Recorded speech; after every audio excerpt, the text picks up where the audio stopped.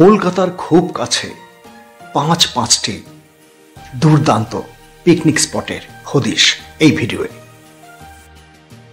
Chair table দিয়ে চাকার মধ্যে কেন এই 5টিকে আমরা সেরার তালিকায় রেখেছি?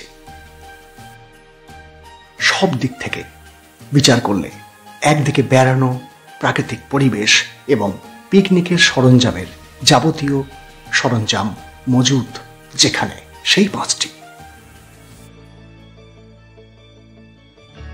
এর মধ্যে প্রথমটি দেখাচ্ছি, যেটা আপনাদের ভালো লাগতেই হবে। নিউ দীঘা পর্যটন কেন্দ্র পিকনিক স্পট।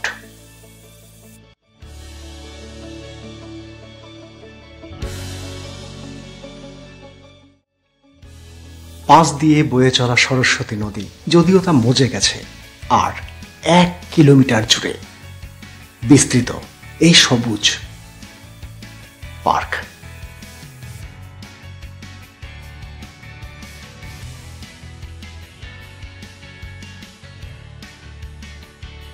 এক সময়ের ভীষণ জনপ্রিয় টয় ট্রেনটি আজ হয়তো বন্ধ, কিন্তু অন্যান্য যাবতীয় সব উপকরণই চালু আছে।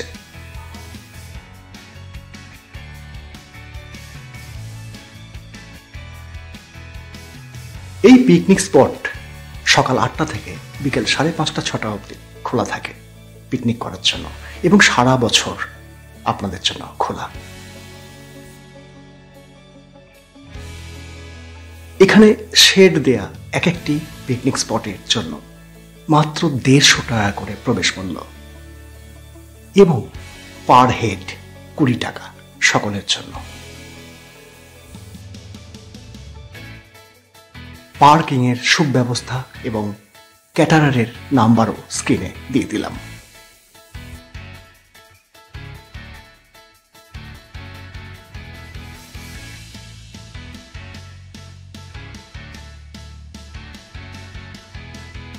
কিছুটা অচেনা, অত্যন্ত জনপ্রিয় এক সময়ের এই পিকনিক স্পটটিতে কিভাবে আসবেন? হাওড়া ব্যান্ডেল মেন লাইনে মাত্র 1 ঘন্টারও কম সময়ে চন্দননগর স্টেশনে নেমে সেখান থেকে মাত্র 20 টাকা অটোয়ে একদম সরাসরি পার্কের সামনে। যারা জগদ্দল ঘাট পেরিয়ে ওপার থেকে আসবেন, তারা স্ট্যান্ড রোডে নেমে রানীঘাটে টোটোয় করে চলে আসুন। ফেরার জন্য অটো এই পার্কের সামনে থেকেই পাবেন। এবার 2 নম্বর পিকনিক স্পট, যা অত্যন্ত পরিচিত এবং অসাধারণ। হাওড়া বা শিয়ালদা থেকে কাটোয়া লোকাল পূর্বস্থলী নেমে পড়ুন 3 ঘন্টারও কম সময়ের মধ্যে। তারপর স্টেশনের বাইরে থেকে মাত্র 20 টাকা জনপ্রতি টোটো ভাড়ায় চলে আসুন পূর্বস্থলীর বিখ্যাত পাখিরালয়ে।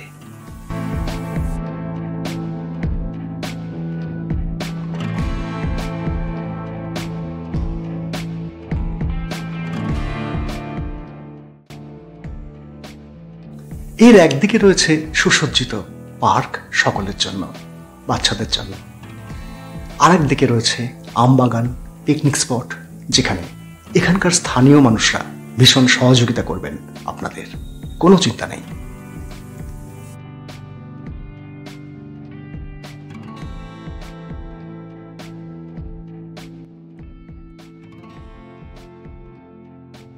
বলছি যে কোনো টুরিস্ট মানে বাসে করে এলে বা তাদের জন্য কি কি সুযোগ সুবিধা পাওয়া যাবে? পুরো খালি হাত পায়ে আইলে পুরো রান্না করে মিল সিস্টেমে খাইয়ে দেবো। মানে এখানে সব রান্না সব হয়ে যাবে? রান্না এই চেয়ার টেবিল দিয়ে চাকার মধ্যে বসিয়ে খাওয়াবো। আচ্ছা, আর এমনি সব ব্যবস্থা এখানেই সবই হয়ে করে যাবে? দেবো। আর যদি কেউ থাকে রুম ভাড়া? রুমও ব্যবস্থা করে দেবো। এখানেই সব পাওয়া যাবে, মানে কারোর কোনো পর্যটকের অসুবিধা হবে না? অসুবিধা। আর রয়েছে পাখি দেখা, পরিযায়ী পাখি, এবং যারা এখানে রাত্রিবাস করতে চাইবেন তাদের জন্য রয়েছে কটেজ। ফোন নাম্বার স্ক্রিনে দিয়ে দিলাম।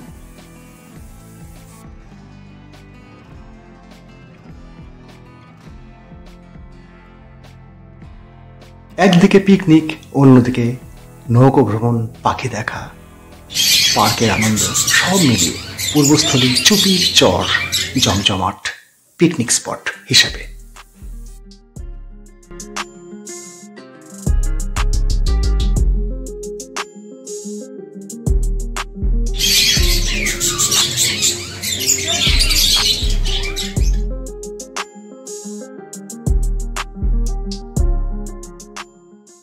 এবার চলুন 3 নম্বর বিখ্যাত এবং জনপ্রিয় কলকাতার খুব কাছে এই পিকনিক স্পট, যেখানে আপনি সারা বছর আসতে পারবেন।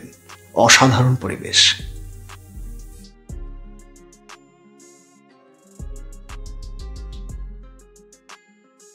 বিশাল প্রাচীন এক জলাশয়কে ঘিরে এবং তার আশপাশের দীর্ঘদিনের স্বাভাবিক উদ্ভিদ জঙ্গলকে ঘিরে এই পার্কের নির্মাণ।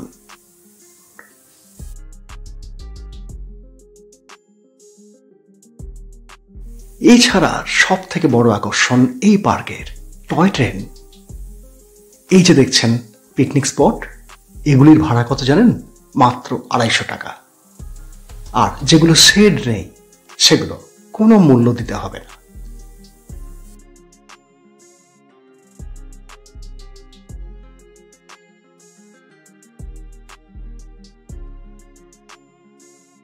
নানান ধরনের রাইড আছে এখানে, কিছু স্বল্প মূল্যে, কিছু বিনামূল্যের।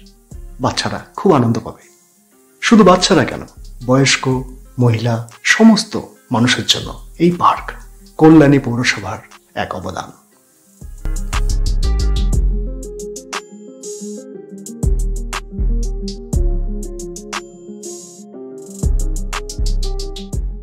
শুধু কলকাতা কেন, হাওড়া, হুগলি, বর্ধমান, নদিয়া, উত্তর 24 পরগনা, প্রত্যেকটা অঞ্চলের খুব কাছে এই 5টি পার্ক আমরা বেছে নিয়েছি।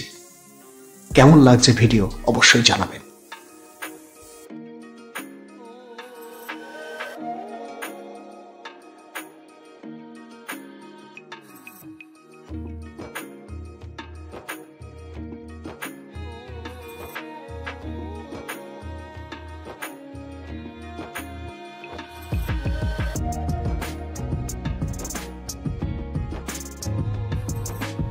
কিভাবে আসবেন? শিয়ালদা থেকে কল্যাণী লোকালে কল্যাণী স্টেশনে নেমে অটো মাত্র 15-20 টাকায় একদম পার্কের সামনে নামিয়ে দেবে। পার্কের প্রবেশ মূল্য মাত্র 20 টাকা জনপ্রতি।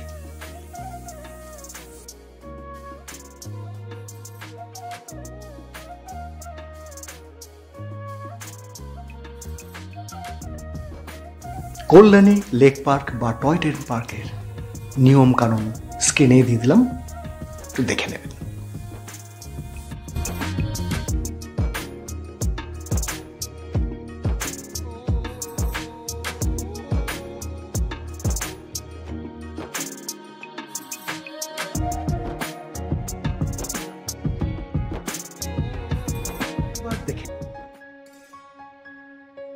এবার দেখে নিই চতুর্থ পিকনিক স্পটটি। কি অসাধারণ এক পরিবেশের মধ্যে দিয়ে আপনি যাবেন। এই যাওয়াটাই দারুণ আনন্দের, তারপর তো বাকিটা রয়েছে।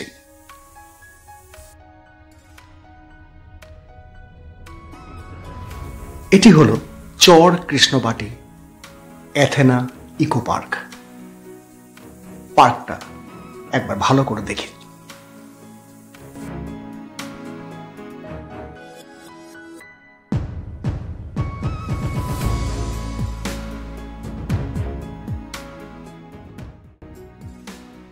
একদম গঙ্গা লাগোয়া, চারিদিকে সবুজ এবং প্রায় জনশূন্য এই পার্কটি আপনাকে মুগ্ধ করবেই করবে।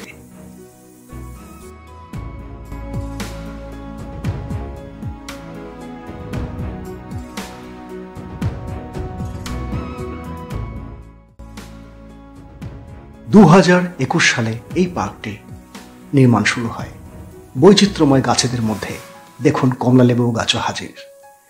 এই পার্কটি অনেকের কাছেই এখনো অজানা, সুতরাং চলে আসুন একবার।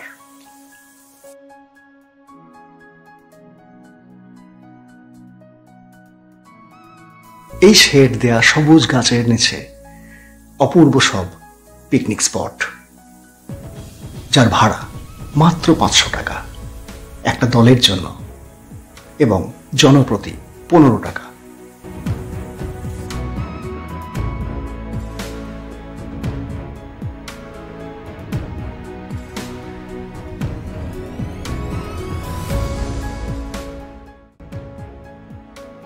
তবে এই পার্কে যারা পিকনিক করতে আসবেন, সাজ সরঞ্জাম অর্থাৎ রান্নার আয়োজন নিয়ে আসাই ভালো।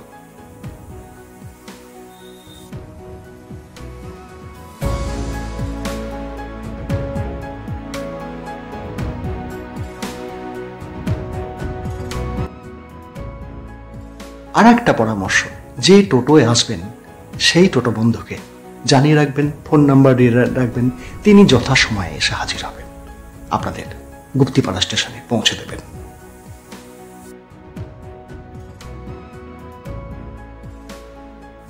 ভিডিওটা কেমন লাগছে অবশ্যই মতামত দিয়ে জানাবেন, প্রয়োজনে লাইক এবং সাবস্ক্রাইব করতে ভুলবেন না।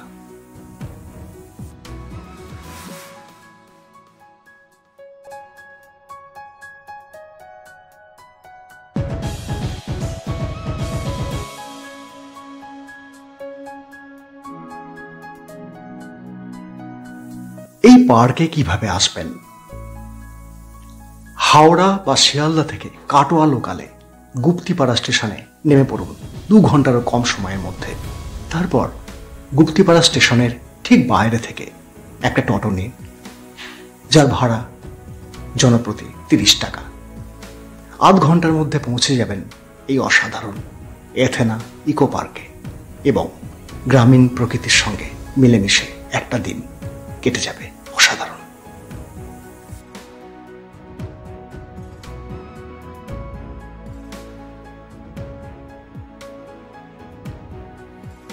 এইবার শেষ পাতে একটু মিষ্টি মুখ, অর্থাৎ 5 নম্বর এবং শেষতম এই জনপ্রিয় পিকনিক স্পট এবং ঐতিহাসিক জায়গাটি আপনাদের ঘুরিয়ে দেখাই আগে।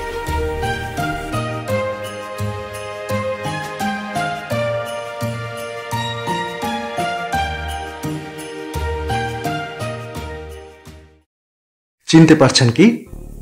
এটি হলো হুগলি জেলার একদম সীমান্তে, অর্থাৎ পশ্চিম মেদিনীপুর, বীরভূম, বাঁকুড়া, বর্ধমান সমস্ত লাগোয়া অঞ্চলের মধ্যে এই বিখ্যাত গড় মান্দারণ পার্ক।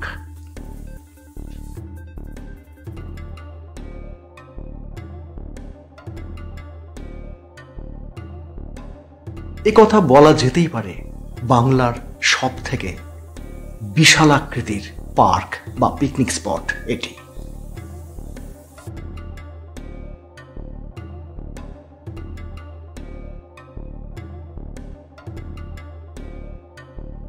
এই পার্কের মধ্যে ডুয়ার্সের মতো জঙ্গল, নদী এবং ঐতিহাসিক উপকরণ কি না নেই এখানে।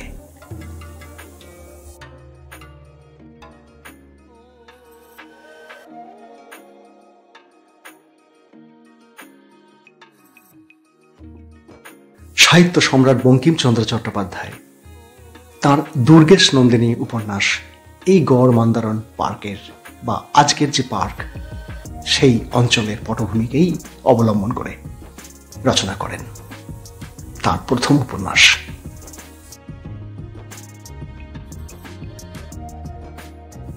যেহেতু হুগলি জেলা পরিষদের অধীনে এই পার্ক, তাই এখানে প্রবেশ মূল্য মাত্র 20 টাকা জনপ্রতি এবং পিকনিকের জন্য কোনো স্পট ফিজ নেই। এইটাই সব থেকে বড় আকর্ষণ।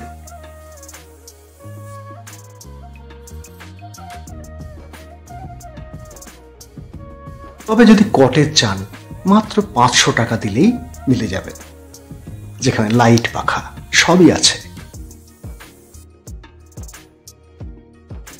এই গড় মান্দারণ পার্কে কিভাবে আসবেন জানাই। হাওড়া থেকে গোঘাট লোকালে গোঘাট স্টেশনে নেমে সেখান থেকে অটোয় বা টোটোয় কামারপুকুর জয়রামবাটির দিকে না গিয়ে ঠিক উল্টো দিকে এই পার্ক মাত্র 20 মিনিটের মধ্যে চলে আসুন। এই 5টি পার্কের মধ্যে আপনার কোনটি পছন্দ জানাতে পারেন। ভিডিওটি ভালো লাগলে অবশ্যই লাইক এবং সাবস্ক্রাইব। নমস্কার।